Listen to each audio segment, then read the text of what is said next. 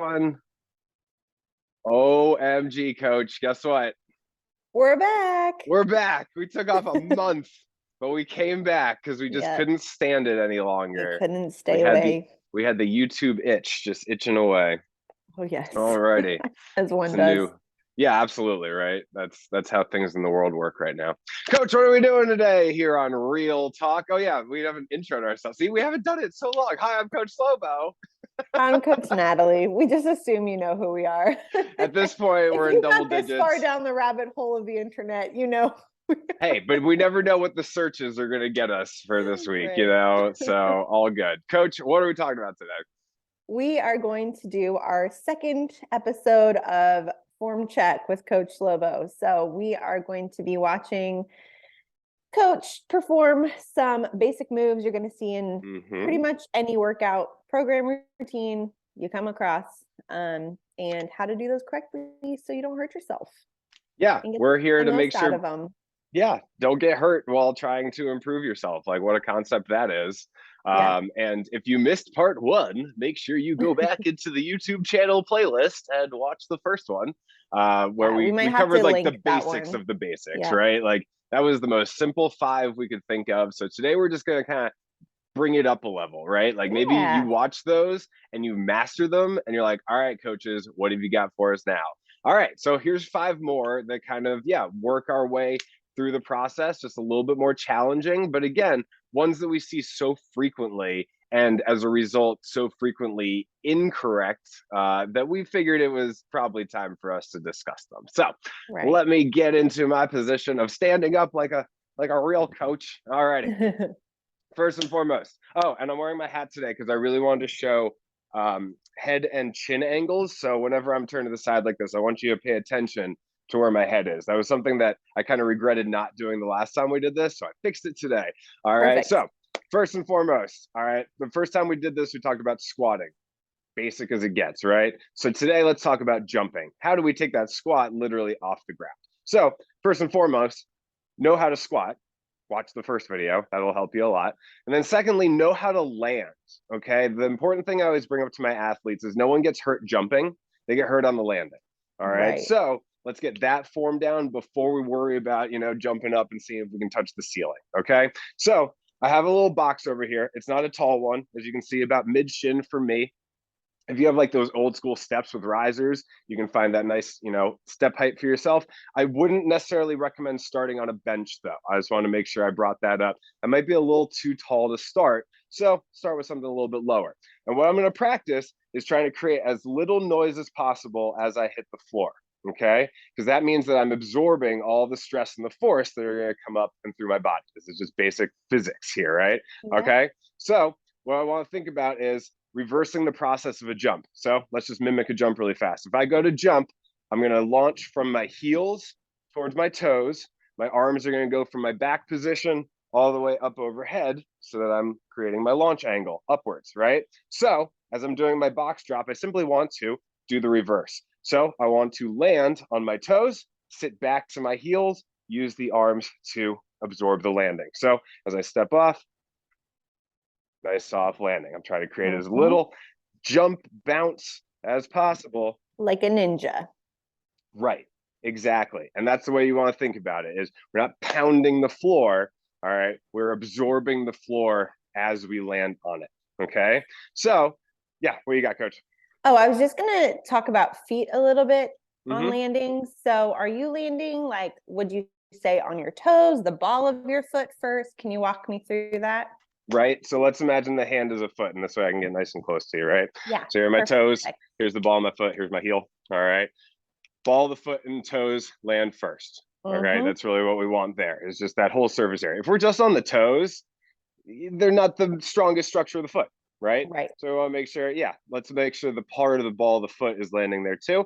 And then I'm going to sit back towards my heel. Now I'm not sitting back to the point that my toes come off the ground. It's just getting all four corners of the foot, as I like to say. So the big toe, the little toe, and both sides of the heel. Perfect. That is going to be the most surface area. So it's going to be the most stable landing. That's really the easiest way to think of it. Okay. So again, just to show you, I do my drops. All right. So I'm perfecting that landing on the ball, sitting back, absorbing with the arms, So now I'm ready to jump. I'm going to get into that loaded position. Maybe weights, like 60-40 heels to toes right now. All right. Nice flat in my posture. Again, you can see where my head angle is. I'm not looking up. I'm not creating any sort of arching of the neck. I'm neutral. Top of my head all the way down to my tailbone should be a nice flat straight line. Okay. Right. So Perfect. I load, I jump, and then I try to land just as softly as I would have if I was dropping from the box. All right. You also probably heard the breathing, right? I'm exhaling. I'm creating a bracing factor in my entire torso so my posture stays strong while I'm in my launch position and keeping it braced as I land back on the floor, right?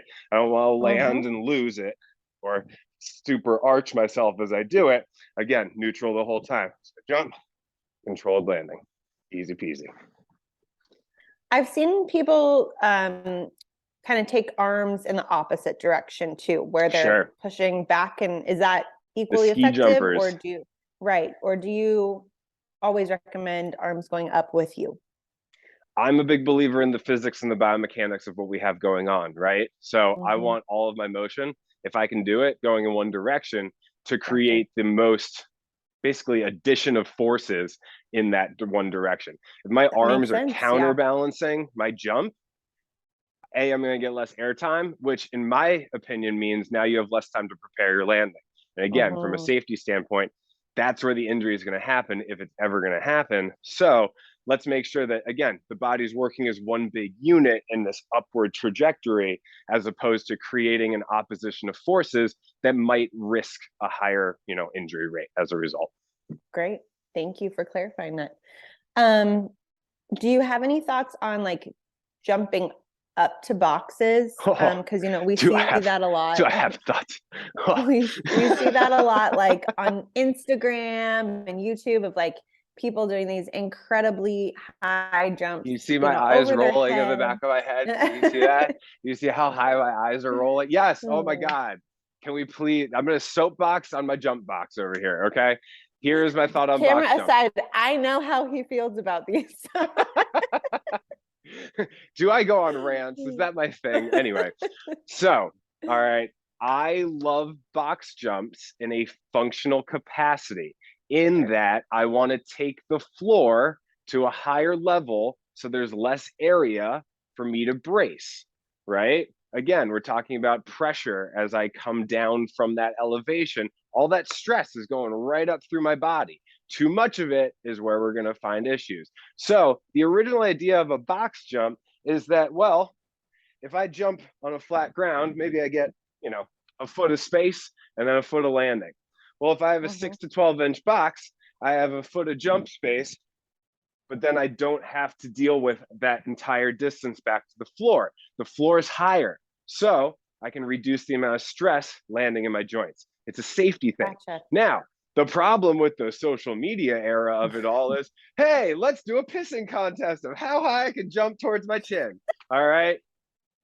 This isn't a circus. This is a fitness facility. All right. Go join your cult fitness classes. You know what I'm talking about, and go do your stupid, silly box jumps with boxes with plates on top of a Bosu ball, on top of a regular with your weight ball, vest on, and a bar on your back, right? Yeah. Like, no, you're like, Barnum and Bailey called. Get the hell out of my fitness space. All right. Bottom line is, if you need to land in a position like this, it's too high. Yeah. Imagine that. It's almost like this is a ridiculous position for anyone to expect out of the finish of a good exercise. All right. So yeah, bottom line is, like I said, here's my landing position. Half to a quarter squat, enough to absorb that impact that's coming up through the ground, because equal and opposite forces, good old Newton, all that kind of stuff, right? So bottom line is, if your box is at your chest and you don't have a 48-inch vertical, stop it. You're ruining it for everyone else. All right. The bottom line is, I've never met an athlete, and I've worked with extremely high caliber athletes. I would say 99.9% of them will never go above 24 inches, even the most elite ones, right? Yeah. Like 24 inches. Worth it, right? I've seen freaks do freak things and I get impressed. And then I remember, oh wait, we're in a gym and I don't need you to get hurt. All right. So the bottom line is, keep it safe. Start at 6 to 12 inches. If you're clearing it by 6 to 12 inches more, bump it up another 6 inches. Totally fine. Again, I see the value in the box jump. However, if we bastardize it for the sake of social media, we're missing the point completely. All right. And the point is safety for efficiency's sake. Jumping is taking squats to the next level. We're adding speed, which means we're adding power, which means we're getting more out of the movement than if we just squatted by itself. Love it. Let's Easy move to peasy. a more. Let's move to a less controversial move. Oh, okay, fine. I wanted to get that one out of the way. That's why I put that one at one. Perfect. Good. It's like, just let me rant, and then I'll have my There were energy up like for all the other you had exercises. like 3 to 4 bottom lines in that. I also need to rehydrate because I feel like I'm sweating my butt off now. It's great. I love it. I love it so much. This is Number why I make 2. Coach Rob do all the demos, not me. Moving on to number 2. It's fine. I'm happy to do it. All right. The plank. Next, we're planking. All right. Yes. So last time we talked about push-ups. If you need a refresher, go back and watch the first one. All right. But essentially, again, let me get my hat on out. Nice and neutral from top to bottom. All right. So my push-up is looking something like this. I'm keeping that position while I go through my lowering and pressing. Easy peasy. Now, we have the plank. Well, overall, we pretty much know the form. Now we just got to kind of get into the specifics of it. So first thing and foremost, I am a big fan of doing short planks for multiple reps, as opposed to hold this for a minute and wonder why you're crying after 20 seconds. All right. Yeah, because it's super hard. There's a reason. All right. This is like easy for mean coaches, right? To just like absolutely make you feel like you are not the strongest person in the room. All right. But it's a silly plank. So let's get into it. All right. Bottom line is I want to focus on making my body into one solid unit for about 5 seconds at a time. All right. And here's how I like to break it down. I'm going through a few different cues in my head while I go through this, and I'm just going to talk it out loud as I get in position. First, you'll notice I'm going elbow plank. Arms are going to be shoulder width. All right, that's something you won't be able to see from this angle. All right, and then from here, feet are about hip width apart, and then I'm going to get up into plank. All right, so here are my cues. First, I'm going to push my heels back so I get my legs nice and straight.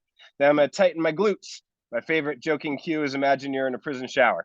All right, secondly, I'm going to brace my abs. All right, as if someone's about to jab me in the gut, and then I'm going to pull my elbows in towards me. Now, I've already been doing this more than 5 seconds, and I am shaking like crazy. So I take a little breather, catch a couple breaths, and then go right back into my next one. I'm taking 5 seconds, trying to make the body as solid as it can possibly be, going through those 4 cues, and then catch a rest. All right. If I make someone do, say, 6 reps at 5 seconds each, with 5 seconds rest in between, we're still getting 60 seconds of work. 30 of it is a rest time. Guarantee it'll be harder if you do it the right way than if you just hold a 60-second plank. I like the energetic pull of the elbows into the hips, because you can that's when you feel it all lock into place, and it makes such a difference, because you see people do like the turtle shell punch, and you're like, come on, get them back or in the there. Extra arch. And that's why I wore the hat, right? As I want you to see just that nice neutral position.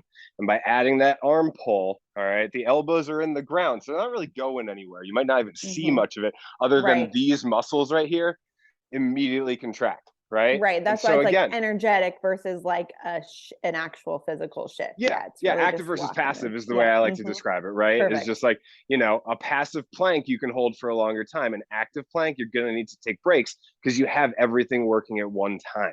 Okay. And that's the other thing, right? So we're talking about mobile and stable joints. Shoulder, we're going to get into it a little bit, is the most mobile joint. It's a ball in a socket. It goes in all the directions. So if we don't stabilize that at the top, there's no way we're going to be able to keep that stability down the chain.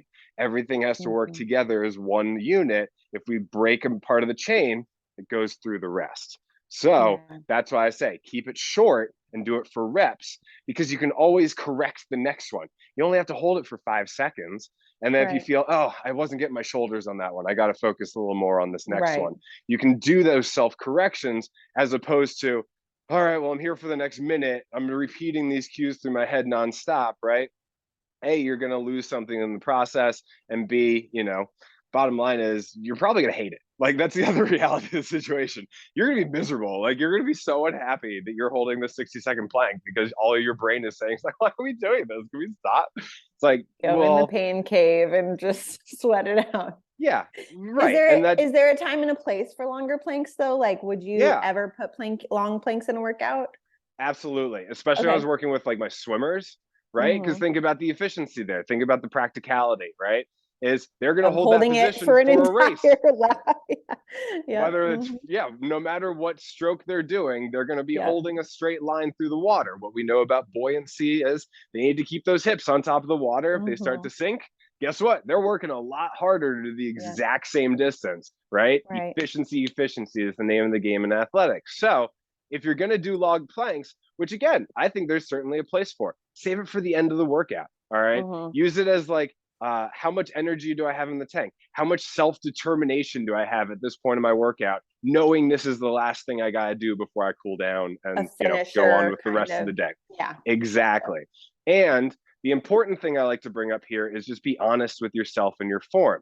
All right. You're going to feel something in the chain not keep up with the rest. Like I said, I gave you 4 cues: heel push, glute squeeze, ab brace, shoulder pull, or elbow pull, however you want to think about it, right? One of those 4 is going to break down before the rest. And it's going to cause this, cascading effect that we don't want to see. So be honest with yourself. As soon as you feel your hips start to dip or your shoulders start to shrug, right? Or your heels are no longer pushing, knees down, stop the timer. All right, cool. Try now again. I have something to beat the next time I do this. Now I have a way to progress this because I know, oh, I can do a 35-second plank before something falters. I'm going to shoot for 40 next time. Right. And that way you're being honest with yourself about your actual progression. And that way, if you're having like a not great day, it's like, oh, well, I'll come back and I'll work on it the next time. Oh, well, I know what I'm capable of doing. It's just today isn't my day. We're not always going to have the same gas tank to pull from every single day we try. So it allows you to also give yourself a little bit of slack in the process. Perfect. Cool. Well, let's move on to the overhead press, because I know that's one that I'm really excited to talk about just because I use that a lot in my workouts and in my classes. And I've learned a lot from you just in terms of like cueing my folks in terms of like breathing and stuff. And that was a really important one that I wanted to tackle. Absolutely. All right. So overhead press, I'm going to get it a little bit more into the specifics in a bit about kind of who should be doing these and when. All right. But let's just talk about form first. All right. So again, start light. Always start on the light side. All right. We're already bringing up the shoulder joint and how it operates. So start on the light side. I'd rather you have more reps in the tank at the end than struggle to get through the ones you're assigned. Okay. Right. First and foremost, elbows are tucked in. I'm starting a neutral grip, so my palms are facing each other. All righty. And one extra thing that I love to throw in is a staggered stance. By separating the hips in this method, I'm actually creating more stability here, right? I have a wider base in my feet. I have a wider base in my hips. So my arms have to do less of that stability work as I go into this overhead position, right? The other common thing we see when people are squared up, right? Like, I don't want to hold this very long, but I think you know how ugly it is. All right. Yeah. My hips should not be in front of my shoulders. My back should not be arching in the process. Extremely common. All right. So to give yourself the benefit of that wider base, as I go overhead, I'm less likely to put the pressure there. All right. As I'm going to that position because I've already created that base. Now, naturally, I'm going to say, cue up that bracing of the abdominals, just like the other ones. All right. And then use the breath as I go through and back down. You also notice I'm rotating my hands, going from that neutral position to overhand position. You can't because you're going out of the frame. Can you go down a knee? Perfect. Thank you. All over. Awesome. All right. That rotation is simply going to allow the pronation of the wrist. It's just getting more muscles working in the same period of time. All right. And plus, you'll find a lot of times as you're pushing something away, there's just a natural pronation of the wrist. So go with it. All right. So that's my cueing there. Nice and simple. And if you're still having trouble with that sway, you can add elevation. Again, it's just going to widen that base even more because we're adding height to the dimensions. So Easy peasy. And talk real quick about single arm versus both at the same time for me. Cool. More work going on here. Mm-hmm. Right? That's really the biggest difference. Is if I'm doing one side, that naturally is going to create a tilt of my torso, that lateral flexion. My job is to keep everything neutral. No nose, sternum, belly button, straight line. So opposite foot would be in front to help stabilize and make you feel a little bit more. I'm getting that extra help from the position here. Or I can do the same thing standing up. Awesome. Okay. Thank you. Absolutely. All right.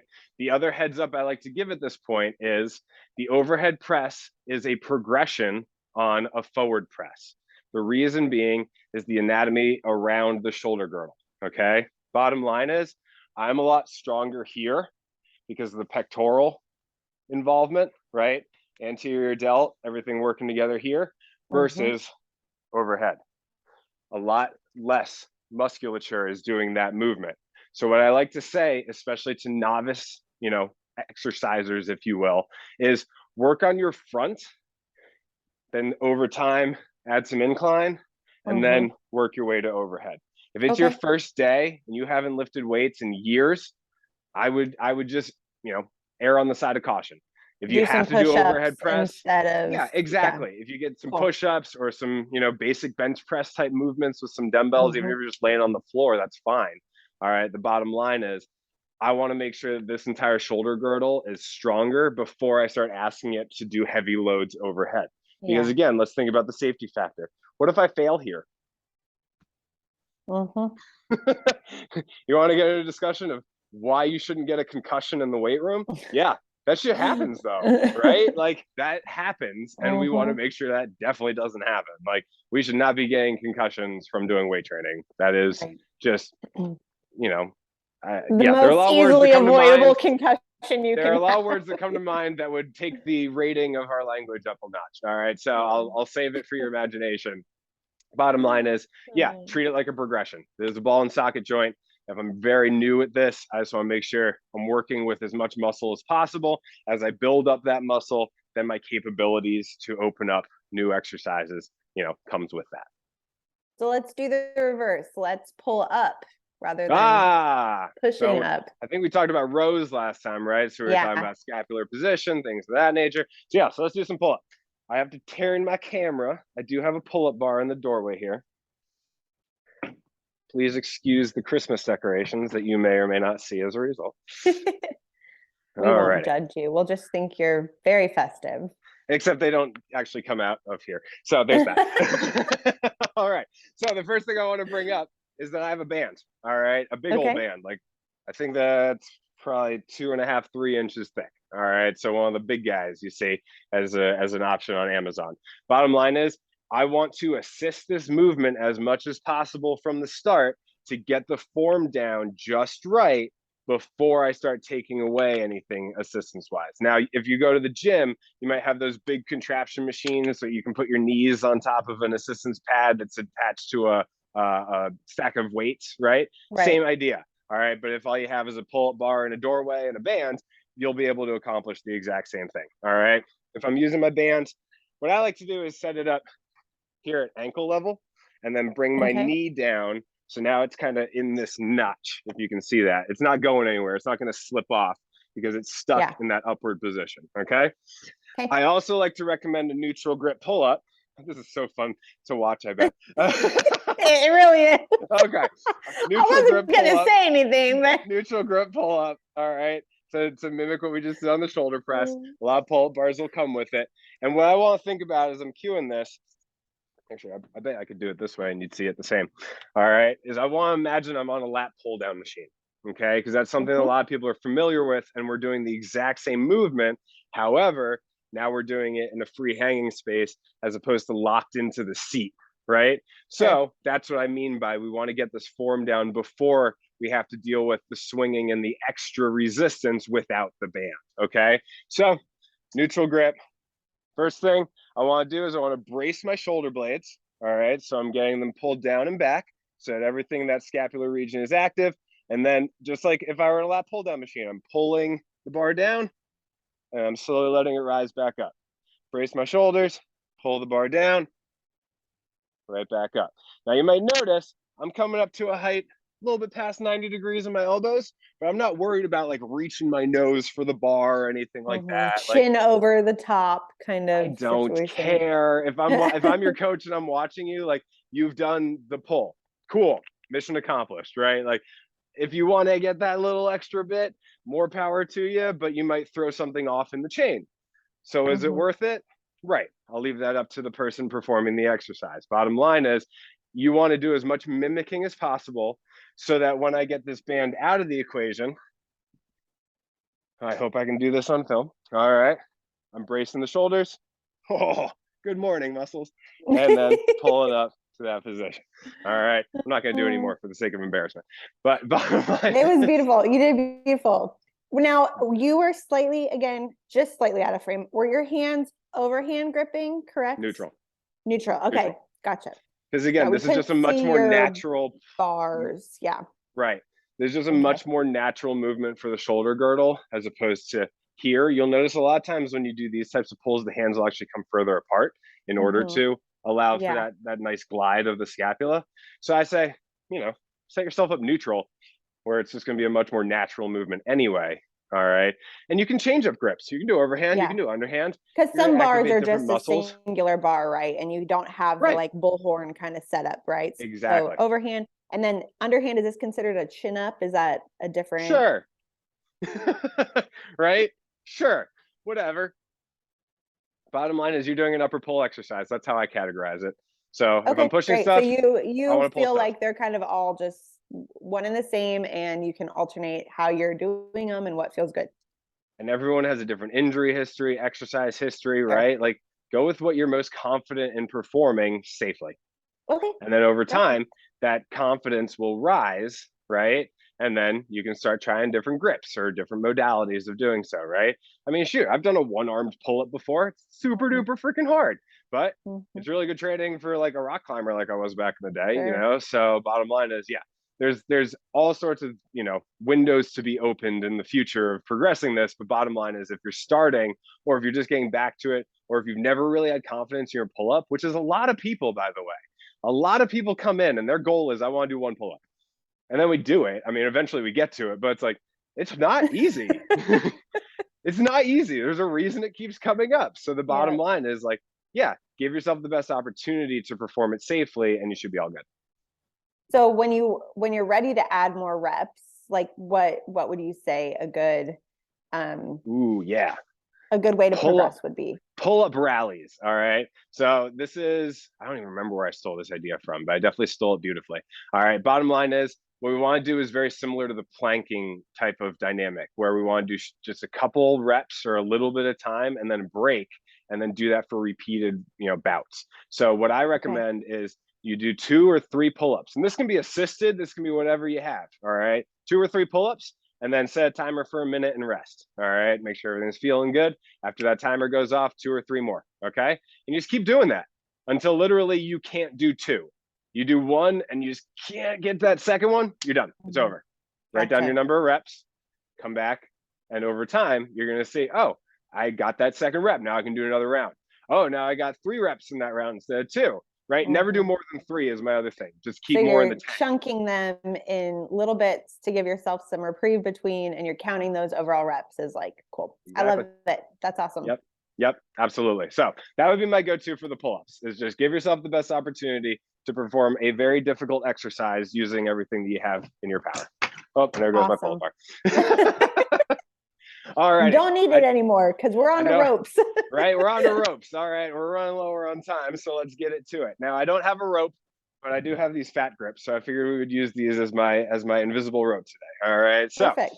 Ropes. All right. Oh my gosh. Ropes took off a few years ago and they got super duper popular, especially in like boot camp classes. Right, Coach? I know you got your set of ropes ready to go. I love them. They're one of my favorite tools because everybody loves to do them. It does not matter. Like I could put any other like fun equipment in the mix and somebody will groan, but I bring the ropes out and everybody's like, People Yes, like, I it's want to do time some to do the ropes. ropes. Right. All right. And I demoed that on purpose, right? It's like, oh, let's do ropes. And they're doing like a Zumba class, right? While they're doing the ropes. Okay. Bottom line is, Da, when da, I da, see da, da, ropes, da. I think of it as a core exercise and mostly a core stability exercise. So this goes back to a lot of what we've been talking about of I want everything from my shoulders down just beneath my hips to be a stable unit. All right. And then I'm working around that unit. So if I see someone doing ropes like this versus someone doing ropes like this, yeah, I'm taking number 2 every single time because they're showing me they're in control of the body and the arms are doing the work. Okay. If I see this kind of thing, that tells me, okay, we're doing something that's, either someone's not cueing you the right way, all right, and you just don't know that you're bouncing or you don't know that you shouldn't be bouncing, or you're losing the stability because you're trying to do these big old waves with this really heavy rope and you're trying to get all the energy you can from the ground. So that involves getting the hips, getting the spine involved in the gear. So what I like to say is you control the rope doesn't control you. All right. So we don't want to be rocking the boat. We want to be stable. We want to look solid. And then that rope is just coming off us, doing whatever patterns we might be doing. Now, you'll notice there's a little bit of sway going on, but that's called dynamic movement. That's, again, just basic physics here. And again, you'll also notice that I have this nice staggered stance. I'm giving myself a wider base of operation so that there's less possibility of me being in that rocking the boat status. Okay. So if I'm doing double waves, right, I'm focusing here. I'm nice and braced. Oop. Wore the hat for a reason. All right, you can see. Thank you. Head and chin are staying nice and neutral. I can do my oppositions. All right, I can do my over the tops. Right. I mean, there's so many things, but you'll notice the entire time I'm staying solid. All right. The movement is coming from my arms and my shoulders while everything else braces. Perfect. And so what would be like an easy way to fix form? Because I know like a lot of people don't know how to set up from a distance perspective with the ropes. That's like the hardest thing for people to settle into, I think, their first time. So the first thing, right, is like a lot of people will come, so it's like super taut, right? Yeah. And then like, they'll do this and they'll wonder why it's like pulling them forward. Sleigh. Yeah. Get it taut and then take a big old step forward. All right. Okay. That's just going to give you some slack from the first point. And then secondly is just shorten up the range of motion. I mean, we have preached so much, right, about trying to use as much range of motion for the shoulders, the hips, everything. Well, in this case, we want to lessen that range of motion for the sake of stability, right? So right, if my like waves the rope are here, doesn't have to be coming off the ground the whole way to the anchor like point, if my waves are here and my hips are bouncing, but if I say, okay, shorten it up, all right, to here, and you lock it up, there's just less dynamic movement creating that ripple effect. All right. Cool. So shorten up the range of motion. All right, is the first one. And the other thing, of course, like I said, is just give yourself a wider base of operation. So if they're standing square versus standing staggered versus standing staggered wide, right? There's all sorts of play we can do here to give them a better base as they get ready to do whatever exercise they might be doing. Okay.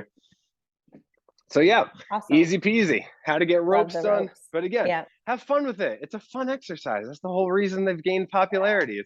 I want to smack this thing into the ground, right? And I was telling the story, right? And I was telling the story the other day about how I had a client who I literally said, we were doing a medicine ball bounce, and this was like a bouncy medicine ball. And like, I always made sure, okay, if you're going to throw this thing at the ground, I am going to cue you and say, do not hit yourself in the face. All right. I do not have a 100% success rate with that cue, unfortunately. All right. So you don't want to send your client, quite literally, a client of mine who was basically giving a deposition in court that day, had to do so with a split lower lip because a ball got thrown at the floor and bounced right back up in the face. A nice, beautifully sprung gym floor. Right. So the bottom line is I love ropes because now I can do throwdown stuff and I don't have to worry about things bouncing in my face. What a concept, you know, like it's little things like that where, again, like use the tools you have. There's very little wrong with so many of the tools that we have access to in the fitness space. Some are going to be more versatile than others. Like I love my TRX and my bands and my dumbbells because I can do like 1,000 different things with them, right? But if you do have a set of ropes, cool. You paid money for them, use them, you know? Just make sure you're doing so safely and efficiently. That's the name of the game. And that goes for all of the exercises that we've demoed, not only today, but also in the previous episode. Awesome. Okay, Coach Slobo, what do you have to offer us if we'd like to train with you? Oh, well, if you want to train with me, go to my website. All right. It's linked below, fitnesswithslobo.com. All right. There's a free consult form you can fill out. We're just going to chat it up. There's no sales pitch or anything like that unless you ask for it. It's literally just, hey, you tell me what you're looking for and I'll fill in the blanks for you because I have 20 years of experience in this industry. All right. I love to help people. That's why we do these episodes. That's why they're for free on YouTube, is we just like doing them and helping people and hoping that people are gaining something from it. So, but the bottom line is, if you're not getting enough from these or you want to take it to that next level, it's getting warm out. It's that time of year again, right? Spring will be spranging sooner than later, he says, is there's like 15 feet of snow over by Coach Natalie right now, but that's fine. Bottom line is, yeah, if as the days are getting longer and warmer, all right, there's more opportunity for activity. Now's the time to take advantage, get that rust off, shake out the icicles, and let's get to work this year. Sounds good. Thanks, Coach. Always a pleasure. Always appreciate you and your time.